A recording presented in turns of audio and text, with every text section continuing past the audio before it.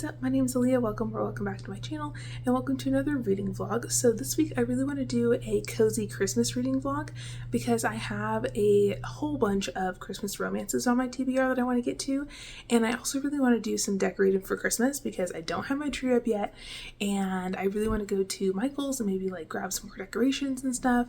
And I also want to do some baking this weekend, and so I think we're going to do that and just have like a really chill, cozy, fun time. And I also really wanted to show you the new sweatshirts that I just got because I ordered a couple from Inkwell Threads, and this video is not sponsored or anything. I just really like them. I have a skeleton hoodie that I got from them like a year ago, and I wear it all the time. And so when their new holiday crew necks came out, I wanted to get a few. So I have this one, and I really wanted to show you. It's got a gingerbread library on it. It's super, super cute, and it's pink, and it also comes in like other colors and stuff too. And then I also got this other one because I just want to be cozy in my little sweaters this winter, you know what I'm saying? Simple, elegant, yet bold. And they have a lot of cute bookish stuff. So I also got this one that has like the little fox and the bear like reading and stuff. And I thought it was really, really cute. So I have my little sweaters, and I think I'm just going to hang out and mood read whatever I feel like reading. I haven't quite figured out which books I want to pick up yet, but I have a few that I own physically that I want to get to, and then I have a couple on KU that are like little spicy holiday romance novellas. So I think I'm going to update you when I picked a book, and I will see you then.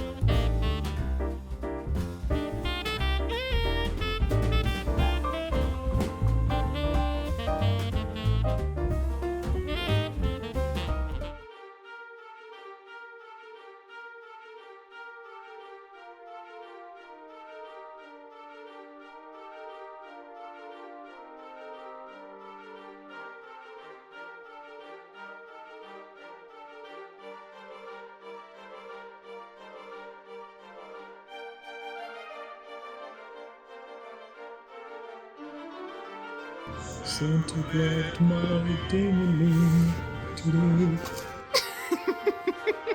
It's beautiful. This looks like a little Grinch tree. This is silly.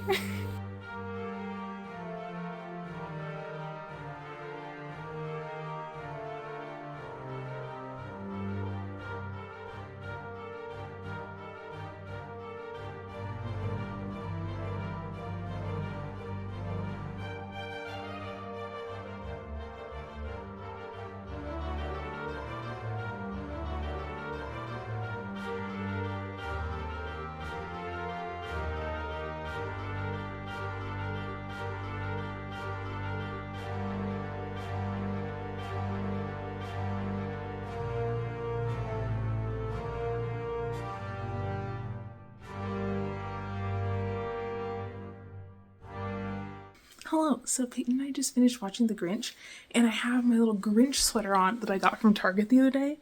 Oh my god, it's fuzzy and I'm living in it. But I wanted to give you a little reading update because I started 3 books since I talked to you last. So the first one I started is Merry Little Meet Cute. So this is a holiday rom-com between this girl who's a porn star and this guy who's like an ex-pop singer. And he used to be in this boy band, and then the band broke up, and now he's broke because his manager like stole all their money and stuff. But what does that have to do with anything? No.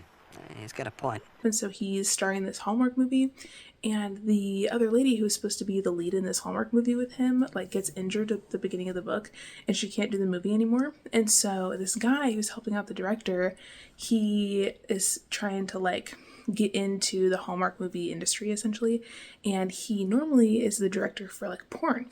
And so he calls in this lady B to be the new lead for this movie, and she's really excited about it. She's been wanting to do movies for a really long time, and she normally does porn, and so she is kind of like trying to keep this secret from everybody that she's actually like a really famous porn star. And so she gets on set, and this guy Nolan that she's filming with knows who she is because he watches her porn. And so immediately he's like, oh my god, like I've been super into this girl for a really long time, and I watch her stuff all the time, and she's super into him because she used to be a big fan of him when he was in this boy band, and now they're on set together and they're playing like the leads, and they have to do all these kissing scenes and stuff, and they kind of end up like falling for each other, and they're kind of like sneaking around like hooking up, and they're trying to keep it a secret from everybody because 2 of the like director people basically told them that they have to like keep their noses clean because they don't want the movie to get like canceled or whatever, because the Hallmark Channel might find out that the one girl's a porn star and cancel the movie, and the guy from the boy band Nolan has like a bad reputation for being like this bad boy who like ruins women and stuff.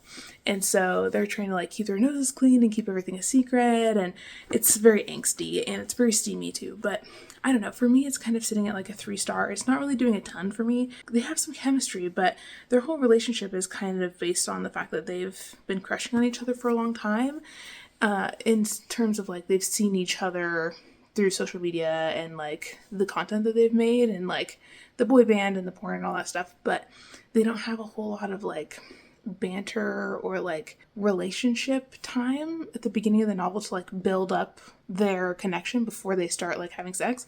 And so for me, the sex scenes are kind of like, it feels just like they're hooking up. It doesn't really feel like they have like that strong of a connection to me, but that's just my personal opinion. It does have good like fat rep in it, and the guy Nolan is really cool about like her doing porn and stuff, and he's like supportive of that. And there's also some good queer rep in here, and it's a good book, and it's fun, and it's a fast read. I'm already like halfway through it, and I started it like just the other day, but I don't think that their connection is like super deep.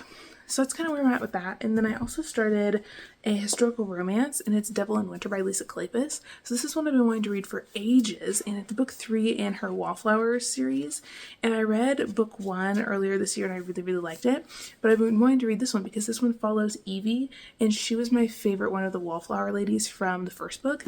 And so Evie, at the beginning of this novel, is basically trying to escape her family because her mom's family has kind of like kept her captive for a while. I will see you in hell! And she has been living with her uncles and her aunt, her cousin, and her uncles are really abusive. One of them is like physically abusive to her, and they're trying to steal her dowry because her dad has some like money and stuff from this club that he's been running, and basically it's kind of like a gamblers club, and they have like prostitutes and like casino stuff and that kind of thing, and he's about to die. And so her family, her mom's family, is trying to force her to marry her cousin, and then they want to get rid of her so that they can keep the money for themselves.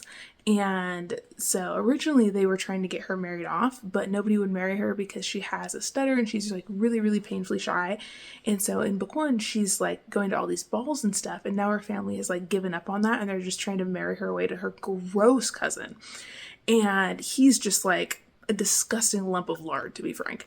And so Evie decides that she's going to try and escape, and so she runs away from their house, and she goes to this guy Sebastian, St. Vincent's house, because he is this known like notorious rake. He's kind of this outcast guy, but he had a title, and he's really low on money because his dad keeps like squandering all the money, and so he really wants to marry somebody who's wealthy. And so she's like, okay, maybe I can get him to agree to a marriage of convenience because she has money, and she's also about to come into this dowry when her dad passes away, and he's like on the brink of death, and she's really desperate to get married and get away from her mom's family because they won't let her go see her dad, and she really wants to be with him when he's like, you know, at the end of his life before he passes away. And so basically she goes to St. Vincent and she says, look, like, I want to marry you and it will benefit both of us, and so on and so forth. And he just knows her to be this like shy girl with a stutter that none of the men like, and so he's kind of like interested in the fact that she has like the audacity to come to his house in the middle of the night, in the middle of the winter, and just like demand that they like get married. And he's like, okay, I really do need the money. And so they run off to Scotland together and they get married. And the story kind of goes from there, and they really don't know each other at all, but they just really need this marriage of convenience because Evie wants the protection that a husband can provide for her, and so that she can get away from her family and see her dad before he dies. And St. Vincent just really needs money, and he wants to be able to get married and have an heir. And so they have this whole adventure when they're going to Scotland because it takes them like a few days to get there. And so they're in the carriage and they have all this banter and tension going on. And it's funny because Evie is known for being like the good girl, and St. Vincent is so totally a rake and has a really awful reputation, even amongst like her friends. And it's just really, really fun. I really like their dynamic, and he's actually really sweet and like takes care of her on the carriage ride. And her family had been like starving her and stuff as like a punishment for not going along with their plans. And so he like makes sure she eats and like goes out of his way to like make her comfortable on the carriage and like pack sandwiches for her and stuff. And it's really cute. And even when they get to Scotland, she's just like completely exhausted, but she's like really, really pushing to have this ceremony done before her uncles find her and like take her back to their house. And so he's like, okay, like I'm trying to make her comfortable and stuff, but she's just like about to faint from exhaustion. And he's just really, really sweet to her, and I really like their little relationship. And he, you know, wants to kind of be married to her, but he pretends like he's kind of more of a bad boy than he really is, and she can tell that he's like actually sweet and stuff, but he doesn't really like to admit it. And so when they get back from Scotland, they are like hanging out at her dad's club, and he's like really not well. He's like about to die, and St. Vincent is trying to figure out what's going on with this club, and he finds out that some things were like not on the up and up with some of the employees, and he's trying to protect Evie from her family and from some of these people at this club because they're kind of shady. And her dad is just like not well at all. And St. Vincent is like really falling for Evie, but he won't admit it to himself. And everybody else can tell that he's like totally down bad for her. And it's really, really cute. And he's just trying to like be supportive of her as she's like dealing with her father being ill and all this stuff. And it's so cute. I'm so obsessed with them. They have such good banter. And I heard some people say that they really don't like this book because they don't like Sebastian, but I like him. I think he's got like this tender side, and he pretends like he doesn't. And he's trying to get Evie to like sleep with him, and she basically says like, I'll sleep with you once to consummate our marriage, and then after that I don't want to sleep with you anymore because I feel like if I do, like I'm gonna fall hard for you and you're gonna break my heart. And so she basically is like kind of pushing him away a little bit, and he's like, okay, I'm really into you, like what do I need to do to prove that I'm gonna like be monogamous even though I have this history of like being a rake. And she basically says, take a vow of celibacy for 3 months and then we'll talk about it. What? Okay, fine, I'm cool, I'm fine. And he's just like and he like doesn't even know what to do with that, and he's like, I've never been celibate for more than like a month. And she's like, well, sucks to suck, I don't know what to say. And I just love it. Evie's such a queen. She's been through so much shit, but she's like the sweetest little gal ever, and I'm just like totally obsessed with them. And then I also started another book, and this one's on Kindle Unlimited, and it's called If You Give a Grump a Holiday Wish List, and I'm really into that one too. And we're following this guy Jack who owns a company, and he hires this girl Presley when she's like in her early 20s, and he hires her to be his assistant. And from the jump, he really likes her and he thinks that she's really attractive, but he thinks she'd be like a good fit for the company. And so he hires her and he's trying to like keep it professional. And then it does like a little time jump to like 3 years later, and it's Christmas time, and Presley has taken off time at Christmas to go and see her family. And they're in the middle of closing this like really big deal, and they're kind of like purchasing another company. And so they have all these meetings and stuff, and Presley's like, well, I can't come because I am taking off time for Christmas. And Jack is like, well, I really want you there, like I need your help. And so he's like, it's fine, I'll just come with you for the holidays. And she's like, come home to my family? And he was like, yeah, it's fine. And so they go, and he like takes her on his private jet, and they go to her family's house, and they basically decide to fake date in front of her parents because Jack is a like super hard-nosed like asshole kind of a boss guy. And so she's been talking shit about him to her family for like the whole time that they've been like working together, because he's just such a hard ass and stuff with her. And he does it because he's like trying to like keep her at bay so he doesn't fall for her. But she's been telling her family like, hey, my boss is like, you know, kind of a hard nose, and like he didn't want to give me time off for Christmas and stuff like that. And so they have like this bad idea of him and stuff. And so he basically lies and like says that he's her boyfriend when they get to the house. And her mom is super excited because she never brings anybody home. And so then they have to like fake date, and her mom has them like sleep in the same bed because she thinks that they're dating and stuff. And it's really cute. They have a lot of tension, and Presley is like into him, but also it's like her boss, and he's super like cranky, and he's kind of a Grinch, and he didn't have like a very good childhood. He's like not like close with his family or anything. And so all the Christmas traditions that her family has are like really new for him. But it's really cute because she has this like wish list of all the stuff she wants to do during the holidays, and they basically make this deal that like if she takes him home for the holidays and lets him like work with her, and they work on the work project that they're doing, he will help her check off all the things on her holiday wish list. And so one of the things is like kissing under the mistletoe and like going ice skating and stuff like that, and it's really cute. So I'm really enjoying that so far. So I think tonight I'm going to do a little bit more reading, and then tomorrow I think we're going to go book shopping. So next time I see you, I will give you a little bit of a book haul. But that's all I have for tonight, and I will talk to you later.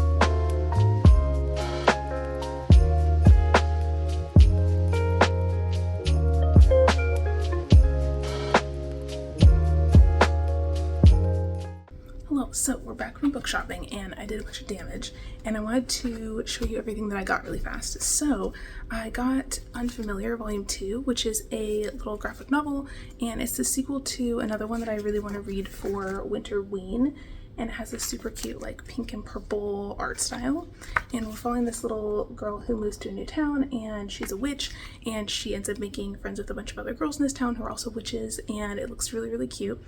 And then I also grabbed Bookshops and Bone Dust by Travis Baldree. This is the prequel to Legends and Lattes, and I've been hearing some mixed things about this one, but I really want to do like a cozy fantasy vlog where I read this and Legends and Lattes together, so I thought I'd give this a go.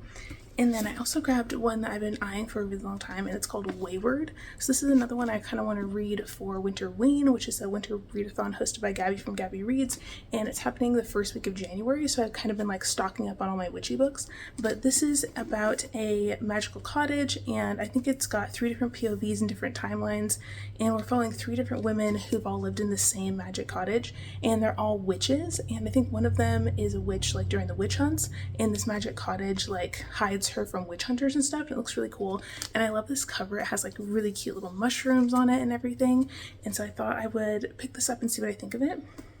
And then the next one I grabbed is Book of Gothel.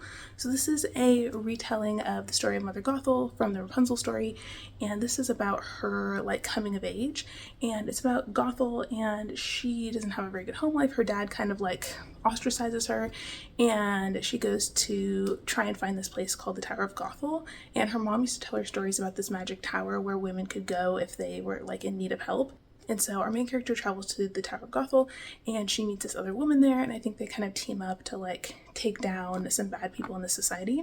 And it says Memoir of a Witch on the front, and I've heard really good things about this. I've heard it's a really good like cozy fantasy story, and it's got a lot of like witches and magic and ancient miscloaked towers and things of that nature. And the next one I grabbed is called Never by Jessa Hastings. So this is one I've been seeing on Instagram a lot, and I think it's a romance that's also like a Peter Pan retelling, and I've never read anything like that before, and I was in the bookstore like reading the first chapter, and I really liked the writing style, so I thought that I would pick this up. So if you've read this, let me know what you think. And then the next one I grabbed is Mother Thing. So this is one that everybody's been recommending to me and trying to get me to read, and I tried to pick it up when I worked at the bookstore a while ago, and the writing style is really kind of weird, and I wasn't super into it at the time, but so many people that I follow on YouTube really, really love this book, and so I think I'm going to give it a go and just see what I think. This is one that's also on my like 12 books, 12 months, 12 friends thing for 2024. And then the last one I grabbed is called Don't Hex and Drive. So this is one that I read in my like last monster romance reading vlog in October, and I really, really liked it, and they had some of the books in this series at the bookstore, and so I had to get this one because I really, really enjoyed it. And then while I was there, I actually grabbed the next one in that series called Witches Get Stitches, and I'm dying to read this one. It's book 3, and so I think I'm going to take this one with me because Peyton and I are going on vacation today, and we're about to go and fly out to my aunt's house for Christmas. So I think I'm going to take some Christmassy books with me. So I have a few things that I want to get to. So I think I'm going to read Witches Get Stitches on the plane. And I also have A Seduction at Christmas by Kathy Maxwell, which is a Christmas historical romance, and it has a really cool step back as well, and I really wanted to try and get to this one in this vlog. And then I'm also going to try and finish Merry Little Meet Cute. So that's kind of my little tentative TBR for the next few days, and we're going to be with family, so I don't really know like how much reading I'm going to get done, but I'm going to do my best. And then I also have a little reading update. So I finished Devil in Winter by Lisa Kleypas last night, and I'm gonna give this 5 stars. It was so, so good. I really, really love Evie, and her and Sebastian's romance was so cute. He basically was like trying to ward off his feelings the whole time because he's never really like fallen in love with somebody before, and Evie is just like so sweet, and he's like so down bad for her. It's so funny, and basically he's kind of like the Grinch in here. Like by the end his heart grows 3 sizes, and it's so tender. I love it. And I also really liked at the end getting to see some of the other couples from the previous book. So we also get to see like Simon Hunt and Annabelle, and we get to see Lillian and Lord Westcliff, and Lord Westcliff is actually in here a lot because he and Sebastian like grew up together and went to boarding school together, and they're really good friends, and Westcliff ends up like kind of saving Sebastian at what point at the end, and I really, really liked the way that Westcliff like played into this. I thought that was really cool, and I really liked getting to see the other Wallflower girls like coming together and hanging out again, because I really loved that from the first book in the series, and we didn't get that as much like in the first part of this, but by the end you get to see how the couples are kind of like becoming the circle of friends as all of the women like find husbands and stuff. It's really, really tender. So I love this. 5 stars, amazing. I think I liked it better than book 1 in the series. This one's just so freaking good, and Evie is a little angel and I love her to death. So that's kind of where I'm at, and Peyton and I are gonna go catch our flight, and I will talk to you later.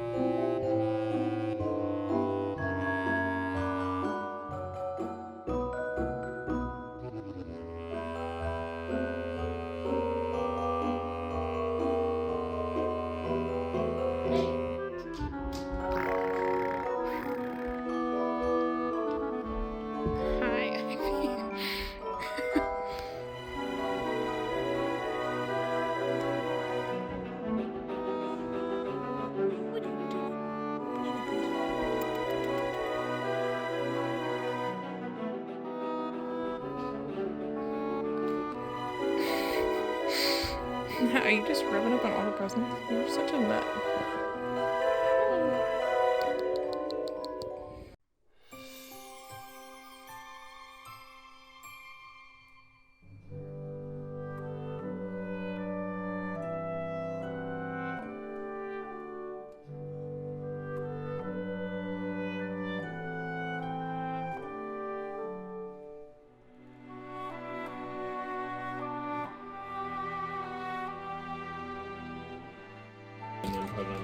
He fell off the roof.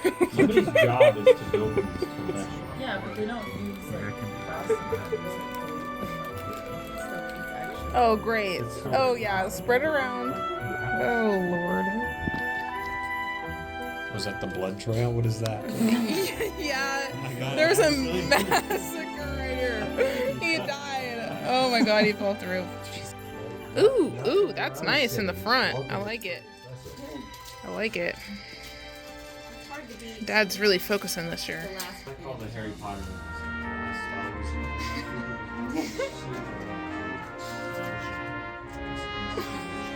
Doghouse.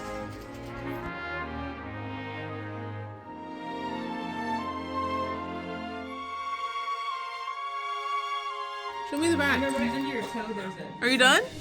Show me the back. Show me it. They crucified the gingerbread man. Oh, I love it.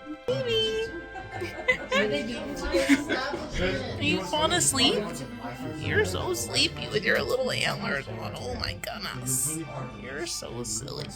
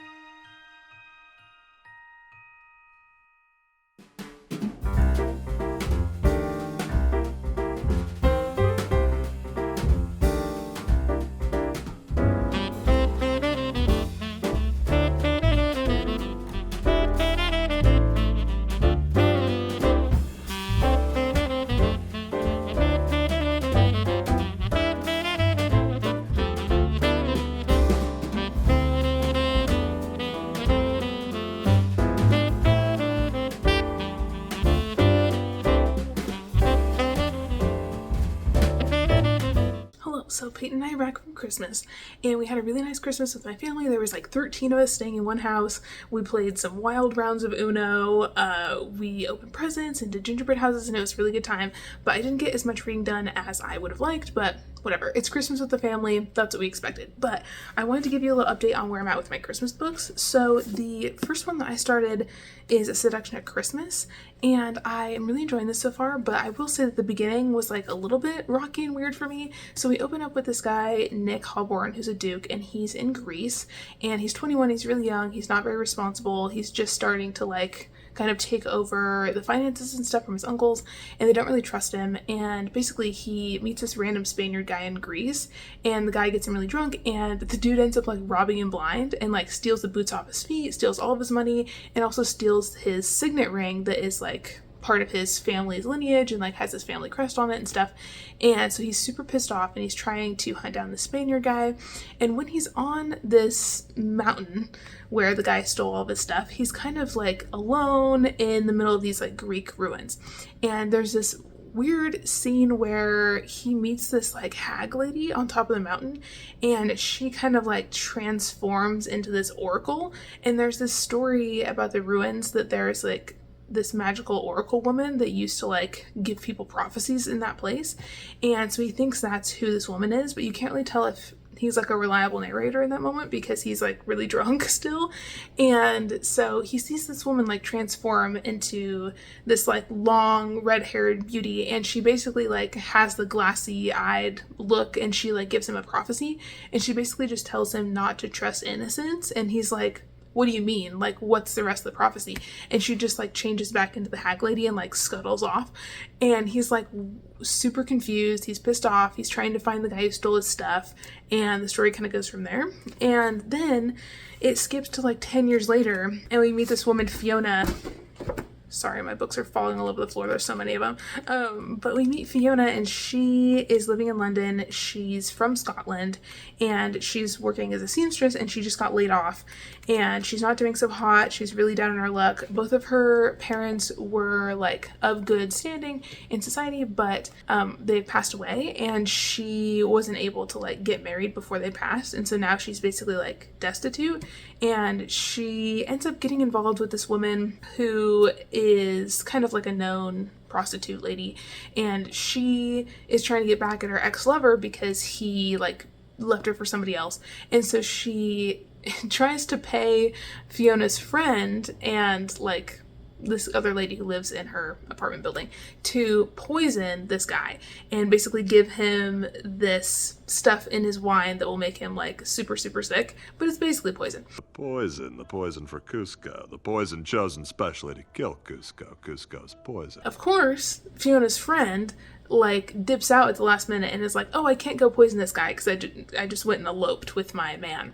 And so she tells Fiona that she should take the job so she can get the money. And so Fiona shows up at this restaurant to poison this man, and when she walks in, it's not the guy she was supposed to poison. It's this guy, Nick, from the prologue, who's the Duke of Holborn, and she has seen him at different balls before, and she kind of has a thing for him.